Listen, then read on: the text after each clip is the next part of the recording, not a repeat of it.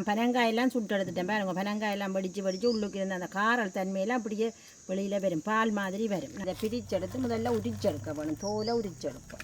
இப்போ இதுக்குள்ளே கொஞ்சமாக தண்ணி சேர்க்க போகிறோம். தண்ணி சேர்த்துட்டு இந்த கரண்டியால் வலிச்செடுக்க போகிறேன். வலிச்செடுக்கிறது தான் கொஞ்சம் நான் தண்ணியும் கணக்க விடையில ஒரு கொஞ்சம் தண்ணி விட்டு அப்படியே களியை வடித்து தானே எடுத்தேன். எல்லாம் வடிவாக குழச்சி எடுத்துட்டேன். எனக்கு இந்த அளவு சீனியும் மிஞ்சினதான். ஆனால் வடிவாக நல்ல இனிப்பாக இருக்குது. நல்ல இனிப்புக்கார தான் அந்த 3/4 சீனி சேர்க்கலாம். நாங்கள் இது போடுற சைஸும் உங்களுக்கு விருப்பமான நல்ல குட்டியாயும் போடலாம், பெருசாயும் போடலாம். உங்களுக்கு விருப்பமான சைஸில் நீங்கள் போட்டுக்கொள்ளலாம். எனக்கு 2வது தரம் போட்டதும் சுடுபட்டு வந்துட்டு நான் எடுக்க போகிறேன். நல்லா இருக்குது, நல்ல சொப்டாகவும் இருக்குது, நல்லா இருக்குது. வணக்கம் உறவுகளே, இன்றைக்கும் பார்த்தீங்கன்னா ஒரு அருமையான சமையல் காணொலி ஒன்று தான். இன்றைக்கு நாங்கள் என்ன செய்ய போகிறோம்னு பார்த்தீங்கன்னா பனங்காய் பணியாரம் தான் சுட்டு எடுக்க போகிறோம். இந்த பனங்காய் பணியாரம் பார்த்தீங்கன்னா இது இந்த சீசனுக்கு தான் நாங்கள் செஞ்செடுக்கலாம். வருஷத்தில் ஒருக்கா தான் இந்த பனங்காய் காய்க்கும். இந்த பனங்காய் கிடைக்கிற காலத்துலேயே இந்த பனங்காயில் செய்கிற அவ்வளவு சாப்பாட்டையும் செஞ்சு சாப்பிட்ருவோம். பிறகு மிஸ் பண்ணக்கூடாது இந்த பனங்காய் பணியாரம்.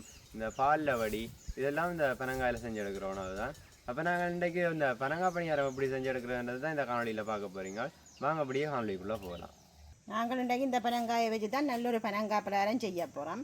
இந்த பனங்காயை நான் இப்போ அடுப்பு வைக்கையில் வச்சு சுட்டெடுக்க போகிறேன். சுட்டால் உங்களுக்கு உள்ளுக்கு இருக்கிற இந்த கார தன்மையெல்லாம் இதை சுடைக்குள்ளே வடித்து வெளியால் வரும், வெள்ளை பால் மாதிரி வரும். அப்படி நாங்கள் சுடாட்டிக்கு களியை பிணைஞ்செடுத்துட்டு களியை காய்ச்சி எடுக்கணும். நான் இப்போ நெருப்பு வைக்கையில் வச்சு சுட்டெடுக்க போகிறேன் பனங்காயை. நான் இப்போ 3 சுண்டு கோதுமமாக அவிச்செடுத்து வச்சுருக்கிறேன். இதை நல்ல வடிவாக அரிச்செடுக்க போகிறேன். பச்சை மாவிலையும் செய்யலாம், அவிச்ச மாவில் செய்தால் நல்ல சொப்டாக வரும் பலகாரம். அதுக்காக நான் மாவை அவிச்சேன். இப்படியே நாங்கள் அரிச்செடுப்போம். இது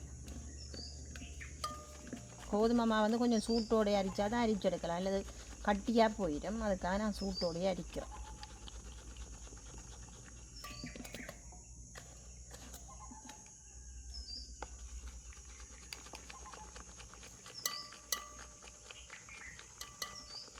நான் மாவை நல்ல வடிவாக அரிச்செடுத்துட்டேன். நான் பனங்காயெல்லாம் சுட்டு எடுத்துட்டேன் பாருங்க. பனங்காயெல்லாம் வடித்து உள்ளுக்கு இருந்த அந்த காரல் தன்மையெல்லாம் அப்படியே வெளியில் வரும், பால் மாதிரி வரும். நான் இந்த பனங்காயை கழுவிட்டு களியை எடுக்க போகிறேன். பனங்காயின் மூளை நாங்கள் கலட்டிக்கு எடுப்போம். கஷ்டமாகிறது கலட்டுறது.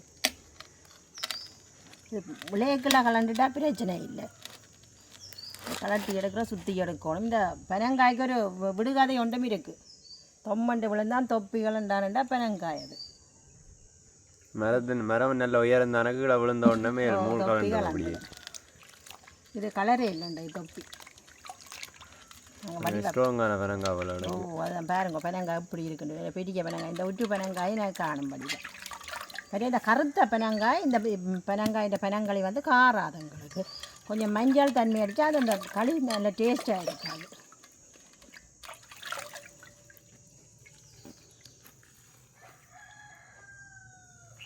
நாங்கள் இதை பிரிச்செடுத்து முதல்ல உரிச்செடுக்க வேணும், தோலை உரிச்செடுப்போம். நல்ல மஞ்சள் களியாக இருக்குது பனங்காய். இது பனங்காய் எங்களுக்கு நெடுக கிடைக்காது இந்த சீசனில். இப்போ இனித்தான் எங்களுக்கு நல்ல பனங்காய் காலம். வருஷத்துலேயும் ஒரு தடவை மட்டும்தான் இந்த பனங்காய் கிடைக்கும் எங்களுக்கு.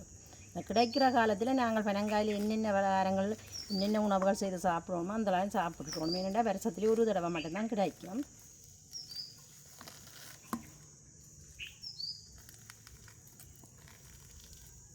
முந்தின காலம் எல்லாம் இந்த பனங்களியை பிணைஞ்சு பெனாட்டு ஊற்றி வைக்கிறத. இப்போ பெனாட்டு தெரியாத ஆக்களுக்கு ஊற்றுறதும் இல்லை, குறைவு.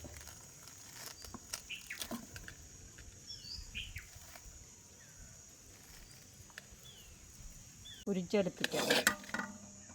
இப்படி எல்லாத்தையுமே நான் உரிச்செடுக்க போகிறேன். இந்த பனங்காய் சாப்பாடு செய்கிற இந்த பனங்காய் உரிச்சு இதில் இருந்து களியை எடுத்துட்டா பிறகு சாப்பாடு இலகுவாக நாங்கள் செய்து கொள்ளலாம்.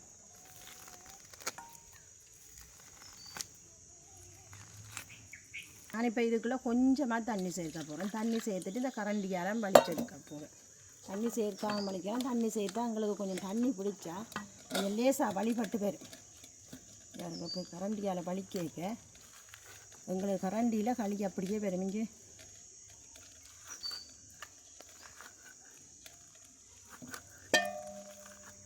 இப்படியே பளிச்சுன்னு எடுக்க.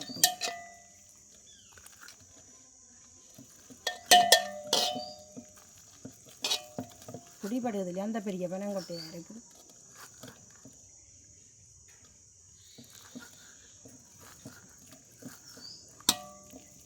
நான் ஒன்றில் உள்ள களியை வலிச்செடுத்துட்டேன். இனி அடுத்ததில் உள்ளதை வலிச்செடுக்க போகிறேன். இது வலிச்செடுக்கிறது தான் கொஞ்சம் நேரம். கொஞ்சம் இதில் பிரட்டிட்டு தான் வலிக்க போகிறேன். நமக்கு கொஞ்சம் நீரமாக இருந்தால் தான் உங்களுக்கு வழிபட்டு வரும்.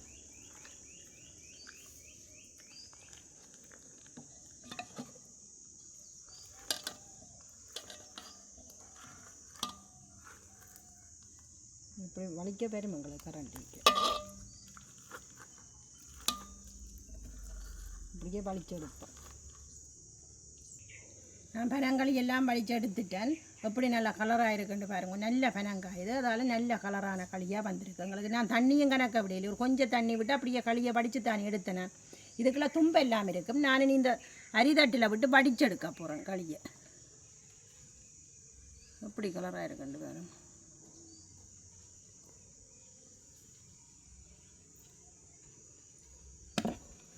இதுக்குள்ள படிச்செடுக்க கொஞ்சம் தும்பு தும்பாக இருக்குது. இந்த தும்புகள் எல்லாம் வெட்டுறதுக்கு படிச்செடுக்க போகிறேன். இப்போ நாங்கள் பால் படியில் இது படிஞ்சு வராது, அதால் தான் நான் அரிதட்டில் படிக்கிறேன். அரிதட்டுண்டா தான் படிஞ்சு வரும். கீழால் படிஞ்சு விடும். தும்புகள் எல்லாம் இதுக்குள்ளே வந்துடும்.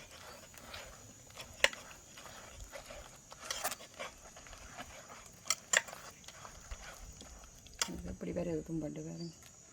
இப்போ மிச்ச களியையும் நாங்கள் படிப்போம். இப்படி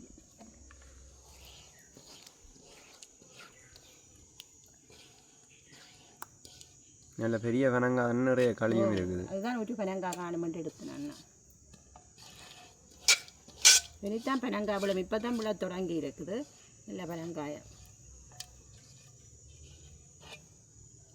பனங்காய் எடுக்கையும் பார்த்து எடுக்கணும். நல்ல கருத்த பனங்காயை எடுக்கணும். அப்போ தான் நல்ல களியாக வரும் எங்களுக்கு.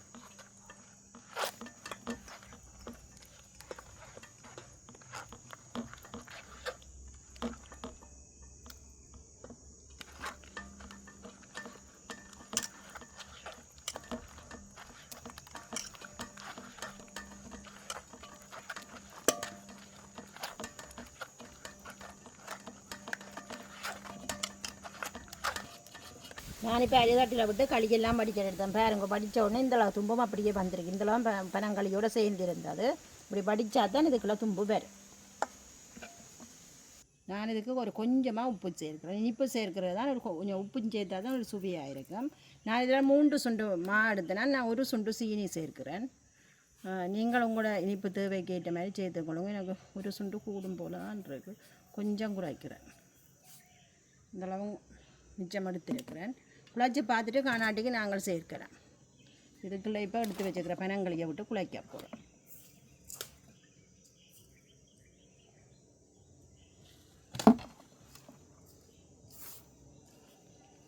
இது நல்ல வடிவாக நாங்கள் குழைச்சி கொஞ்சம் கொஞ்சமாக விட்டு தான் குழைக்கணும். சில வேளை நாங்கள் நிறைய விட்டு விட்டால் உங்களுக்கு தண்ணி மாதிரி வந்துடும்.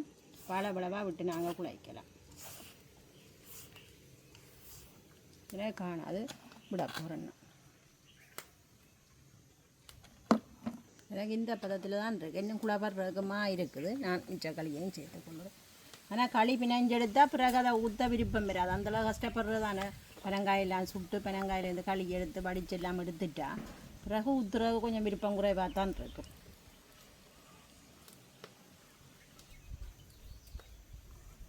அதை விட்டு ஏதாவது கொண்டு செய்யத்தான் வேணும். நாங்கள் விறகு கணக்காக வந்திருக்குது. இனி நான் வடிவாக குழைச்செடுத்தா சரி.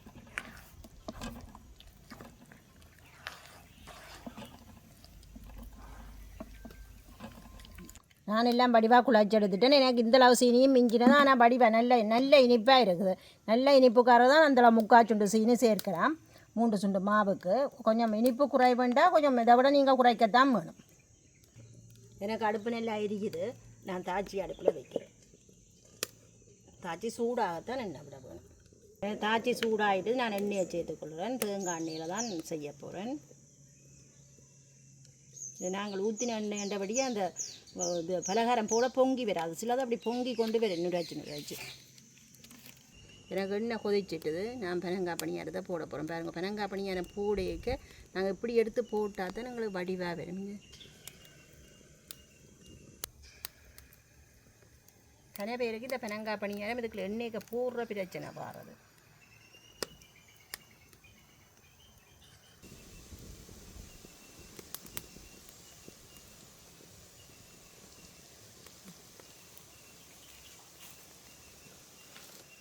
நாங்கள் ஒரு தட்டி விடுவோம். இப்படி வந்துட்டு வேண்டு ஒன்றொண்டா வரும் தட்டி விட்டால் கொஞ்சம் உடனே கரண்டி வைக்கக்கூடாது. கொஞ்சம் நேரம் நாங்கள் விட்டுட்டு தான் வைக்க வேணும். இது செய்ய இந்த பலகாரத்துக்கு அடுப்பு நாங்கள் நல்லா எரியக்கூடாது. ஒரு அளவாக எரிஞ்சால் தான் எங்களுக்கு உள்ளுக்கெல்லாம் நல்ல வடிவாக வெந்து வரும். இல்லைன்னா மேலாலே அப்படியே வெந்த மாதிரி இருக்கும், உள்ளுக்கு களி மாதிரி இருக்குது. நல்லா அடுப்பு எரிஞ்சதுண்டா கொஞ்சம் லேசாக எரிஞ்சோன்றிருக்கணும் அடுப்பு.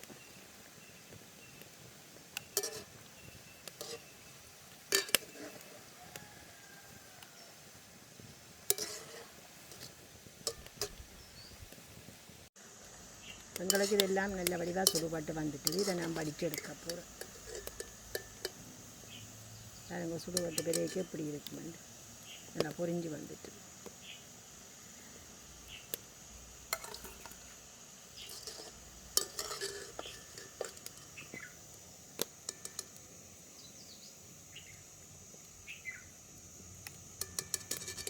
பனங்களில் நிறைய சத்து இருக்குது. நாங்கள் நிறைய வகையான சாப்பாடுகளும் செய்து சாப்பிடலாம்.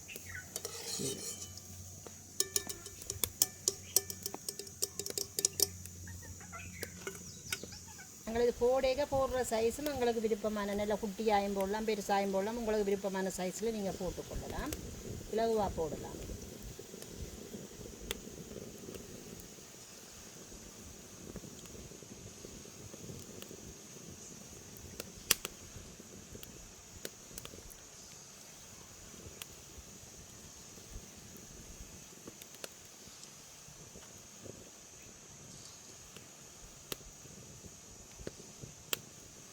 நிறைய எண்ணெய் விட்டால் கணக்காக போடலாம். ஒரே தடவையில் நாங்கள் நிறைய போட்டு எடுக்கலாம்.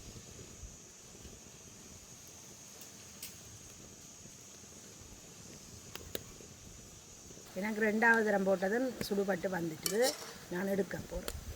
இந்த பலகாரம் வந்து எங்களுக்கு எண்ணெயை இழுக்காது. நிறைய எண்ணெய்க்கெல்லாம் போடலாம் கணக்கா, ஆனால் எண்ணெயை இழுக்காது இந்த பலகாரம். கொஞ்சம் எண்ணெய் காணும்.